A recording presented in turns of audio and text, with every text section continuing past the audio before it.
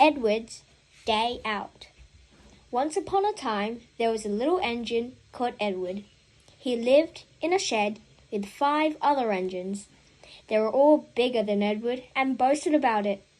"The driver won't choose you again," they said. "He wants big, strong engines like us." Edward had not been out for a long time. He began to feel sad. Just then, the driver and fireman came along to start work. The driver looked at Edward. "Why are you sad?" he asked. "Would you like to come out today?" "Yes, please," said Edward. So the fireman lit the fire and made a nice lot of steam. Then the driver pulled the lever and Edward puffed away. "Peep, peep," he whistled. "Look at me now." The others were very cross at being left behind. Away Edward went to get some coaches. "Be careful, Edward," said the coaches. "Don't bump and bang us like the other engines do." So Edward came up to the coaches very, very gently, and the shunter fastened the coupling. "Thank you, Edward," said the coaches. "That was kind. We are glad you are taking us today." Then they went to the station where the people were waiting. "Peep, peep," whistled Edward. "Get in quickly, please." So people got in quickly, and Edward waited happily for the guard to blow his whistle and wave his green flag. He waited and waited. There was no whistle, no green flag. "Peep, peep, peep, peep.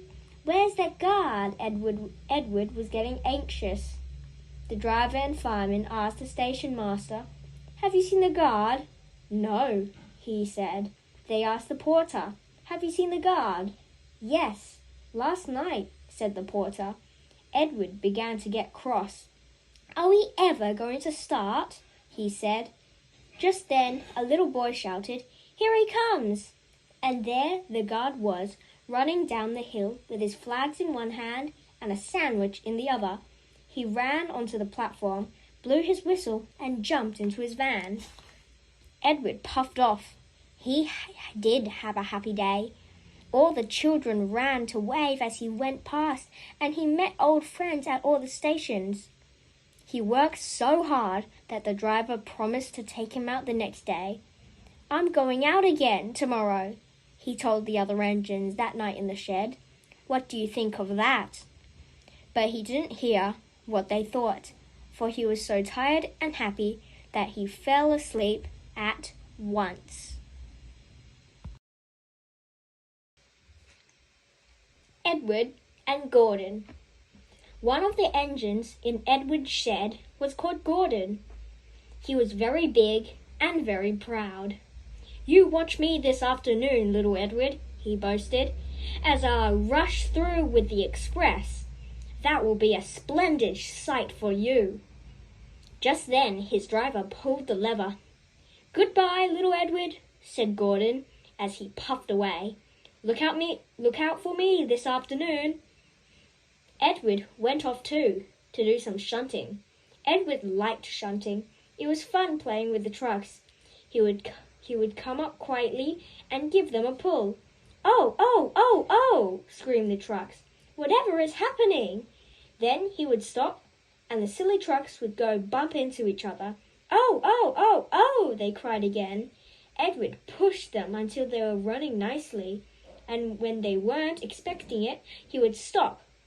One of them would be sure to run onto another line. Edward played till there was no more trucks. Then he stopped to rest.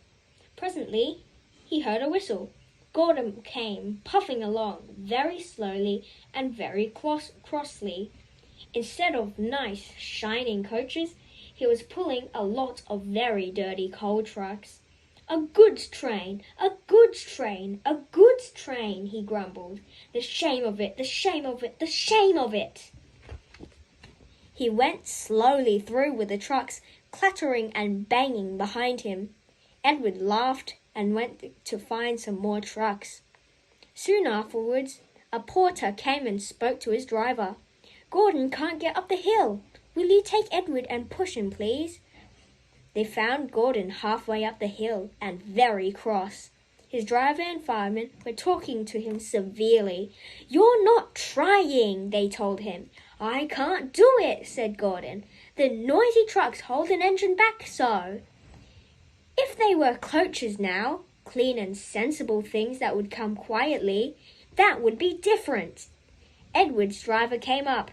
We've come to push," he said. "No use at all," said Gordon. "You wait and see," said Edward's driver. They brought the train back to the bottom of the hill. Edward came up behind the brake van, ready to push. "Peep, peep, I'm ready," said Edward. "Poop, poop, no good," grumbled Gordon. The guard blew his whistle, and they pulled and pushed as hard as they could. "I can't do it, I can't do it, I can't do it," puffed Gordon. "I will do it, I will do it, I will do it," puffed Edward. "I can't do it, I can't do it, I will do it, I can't do it, I can't do it," they puffed together. Edward pushed and puffed and pushed and puffed as hard as he ever could, and almost before he realized it, Gordon found himself up the top of the hill. "I've done it, I've done it, I've done it," he said proudly, and forgetting all about Edward pushing behind. He didn't wait to say thank you, but ran on so fast that he passed 2 stations before his driver could make him stop. Edward had pushed so hard that when he got to the top of the hill, he was out of breath. Gordon ran on so fast that Edward was left behind. The guard waved and waved, but Edward couldn't catch up. He ran on to the next station, and there the driver and fireman said that they were very pleased with him. The fireman gave him a nice long drink of water, and the driver said, "I'll get out my paint tomorrow and give you a beautiful new coat of blue with red stripes.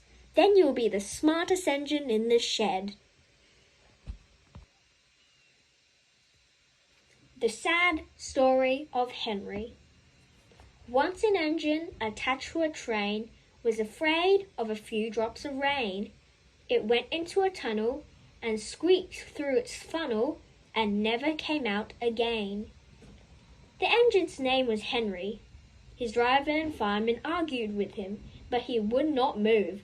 "The rain will spoil my lovely green paint and red stripes," he said. The guard blew his whistle till he had no more breath, and waved his flags till his arms ached. But Henry still stayed in the tunnel and blew steam at him. "I'm not going to spoil my lovely green paint and red stripes for you," he said rudely.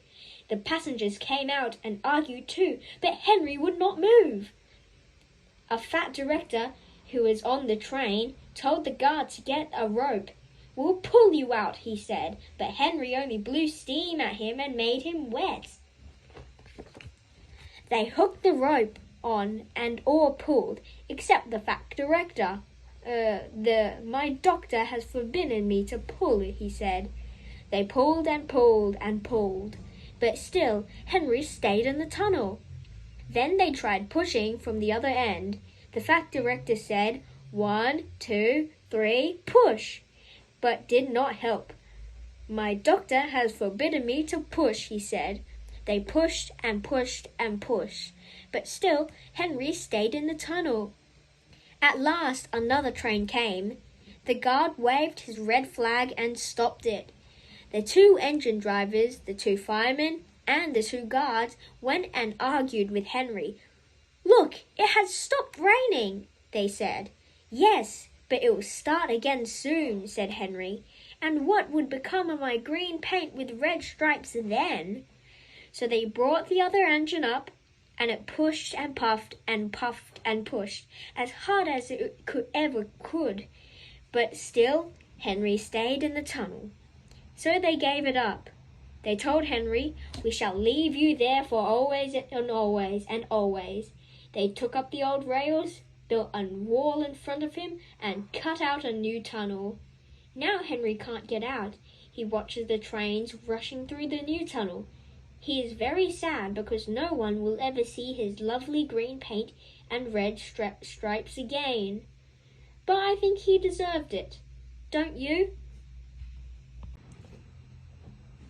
Edward, Gordon, and Henry.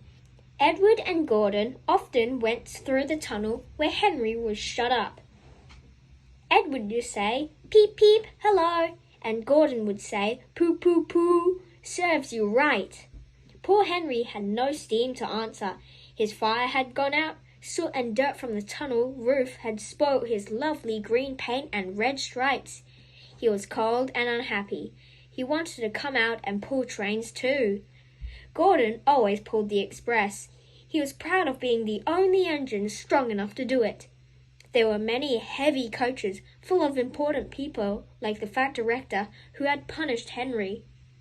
Gordon was seeing how fast he could go. "Hurry, hurry, hurry," he panted. "Trickety-trock, trickety-trock, trickety-trock," said the coaches. Gordon could see Henry's tunnel in front. In a minute, he thought, "I'll poop, poop, poop at Henry," and rushed through and out into the open again. Closer and closer he came. He was almost there when, crack! Whoosh! He was in a cloud of steam and going slower and slower. His driver stopped the train. "What has happened to me?" asked Gordon. "I feel so weak." "You've burst your safety valve," said the driver. "You can't pull the train anymore." "Oh dear," said Gordon. "We were going so nicely too. Look at Henry laughing at me." Gordon made a face at Henry and blew smoke at him. Everybody got out to see Gordon. Said the fat controller. "I never liked these big engines, always going wrong. Send for another engine at once." While the guard went to find one, they uncoupled Gordon and ran him into the siding out of the way. The only engine left in the shed was Edward. "I'll come and try," he said. Gordon saw him coming. "That's no use," he said. "Edward can't pull the train." Edward puffed and pulled and puffed and pulled, but he could not move the heavy coaches. "I told you," said Gordon rudely. "Why not let Henry try?" "Yes," said the fat controller. "I will." "Will you help pull this train, Henry?" he asked. "Yes," said Henry at once. So Gordon's driver and fireman lit his fire. Some plate layers broke down the wall and put back the rails. And when he had steam up, Henry puffed out. He was dirty. His boiler was black, and he was covered with cobwebs. "Ooh, I'm so stiff! Ooh, I'm so stiff!" he groaned. "You'd better have a run to ease your joints and find a turntable," said the fat director kindly. Henry came back from feeling better, and they put him in front of Edward. "Peep, peep," said Edward. "I'm ready." "Peep, peep, peep," said Henry. "So am I." "Pull hard, pull hard, pull hard," puffed Edward. "We'll do it, we'll do it, we'll do it," puffed Henry. "Pull hard, we'll do it, pull hard, we'll do it, pull hard, we'll do it," they puffed together. The heavy coaches jerked and began to move, slowly at first, then faster and faster. "We've done it together, we've done it together, we've done it together, we've done it together," said Edward and Henry. "You've done it, hooray, you've done it, hooray, you've done it, hooray," sang the coaches. All the passengers were excited. The fat director leaned out of the window to wave to Edward and Henry, but the train was going so fast that his hat blew off into a field where a goat ate it for its tea. They never stopped till they came to the big station at the end of the line. The passengers all got out and said, "Thank you," and the fat director promised Henry a new coat of paint. "Would you like blue and red?" "Yes, please," said Henry. "Then I'll be like Edward." Edward and Henry went home quietly, and on their way they helped Gordon back to the shed. All three engines were now great friends. Wasn't Henry pleased when he had gotten his new coat? He was very proud of it, as all good engines are. But he doesn't mind the rain now, because he knows that the best way to keep his paint nice is to not run into tunnels, but to ask his driver to rub him down when the day's work is over. La